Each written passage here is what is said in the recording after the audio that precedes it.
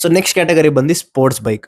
ಅಂದ್ರೆ ನೀವು ಫುಲ್ ನಿಮಗೆ ಆ ಅಡ್ರಿನಲಿನ್ ರಶ್ ಬೇಕು, ನೀವು ಫುಲ್ ಚಚ್ಚಬೇಕು ಗಾಡಿಗಳನ್ನ, ಫುಲ್ ರೇಸಿಂಗ್ ಅಲ್ಲಿ ಇರುತ್ತಲ್ಲ ಟ್ರ್ಯಾಕ್ ಅಲ್ಲಿ ಓಡಿಸೋಂತ ಬೈಕ್, ಅಂತ ಬೈಕ್ಸ್ ನಾವು sports bike and also super bikes ಇದರಲ್ಲಿ ಇನ್ಕ್ಲೂಡ್ ಮಾಡ್ತೀನಿ. ಯಾಕಂದ್ರೆ ಎರಡು ನೋಡಕ್ ಆಲ್ಮೋಸ್ಟ್ ಸೇಮ್ ಇರುತ್ತೆ, ಸಿ ಇದ್ರಲ್ಲಿ ಡಿಫ್ರೆನ್ಸ್ ಇರುತ್ತೆ. So ya, sports or super bikes ಇವೆಲ್ಲ ಇದು ಕ್ಯಾಟಗರಿಗೆ ಬರುತ್ತೆ.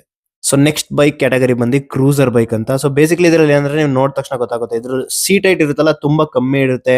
ಮತ್ತೆ ಇದರದ್ದು ಕೂರಂತ ಪೊಸಿಷನ್ ಹೇಗಿರುತ್ತೆ ಅಂದ್ರೆ, ನೀವು ಒಂಥರ ಲೈಕ್ ಏನೋ ರಾಜನ್ ತರ ಹೋಗ್ತಿದ್ದೀರಾ, ಆರಾಮಾಗಿ ಕುಂತಿ ನಿಮ್ ಪಾಡಿಗೆ ನೀವು ಹೋಗ್ತಿದ್ದೀರಾ, ನಿಮಗೆ ಸ್ಟ್ರೈನ್ ಆಗ್ತಿಲ್ಲ, ಅಂತ ಬೈಕ್ಸ್ ನ ಕ್ರೂಸರ್ ಬೈಕ್ಸ್ ಅಂತಾರೆ. ಸೊ ನೆಕ್ಸ್ಟ್ ಕ್ಯಾಟಗರಿ ಬಂದು ನೇಕೆಡ್ ಬೈಕ್ಸ್ ಅಂತ. ಅಂದ್ರೆ ಇದರಲ್ಲಿ ಏನಂದ್ರೆ ಫುಲ್ ಫೇರಿಂಗ್ಸ್ ಎಲ್ಲ ಇರಲ್ಲ. ಫಾರ್ ಎಕ್ಸಾಂಪಲ್ ಈ NS ಇರುತ್ತೆ, ಡ್ಯೂಕ್ 390 ಆಗ್ಲಿ, ಇವೆಲ್ಲ ನೇಕೆಡ್ ಬೈಕ್ಸ್ ಕ್ಯಾಟಗರಿಗೆ ಬರುತ್ತೆ.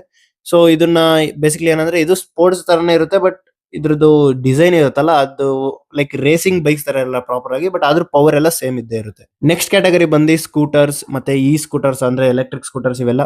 ಸೊ ಸ್ಕೂಟರ್ ಅಂದ್ರೆ ನಿಮ್ಗೆ ಬೇಸಿಕಲಿ ಗೊತ್ತು, ಇದ್ರಲ್ಲಿ ಗೇರ್ ಎಲ್ಲ ಇರಲ್ಲ, ಸೊ ಆಟೋಮೆಟಿಕ್ ಆಗಿ ನಡೀತಿರುತ್ತೆ. ಲೈಕ್ ಆಕ್ಟಿವ್ ಆಗ್ಲಿ, ಜುಪಿಟರ್ ಆಗ್ಲಿ, ಎಲೆಕ್ಟ್ರಿಕ್ ತುಂಬಾ ಗಾಡೀಸ್ ಇದೆ. ಸೊ ಇವೆಲ್ಲ ಒಂದ್ ಕ್ಯಾಟಗರಿಗೆ ಬರುತ್ತೆ. ಸೊ ಇನ್ನೊಂದು ಕ್ಯಾಟಗರೀಸ್ ಬಂದು ಕೆಫೆ ರೇಸರ್ಸ್ ಅಂತ. ಸೊ ನಿಮ್ಗೆ ಗೊತ್ತಿರ್ಬೋದು, ನಿಮ್ಮೆಲ್ಲರದ್ದು ಫೇವರೇಟ್ ಇರುತ್ತೆ GT650. ಸೊ ಅದೊಂದು cafe racer bike. So basically ಆ ತರ ಬರೋಂತ ಬೈಕ್ಸ್ ಎಲ್ಲ ಒಂದು ಕ್ಯಾಟಗರಿಗೆ ಬರುತ್ತೆ.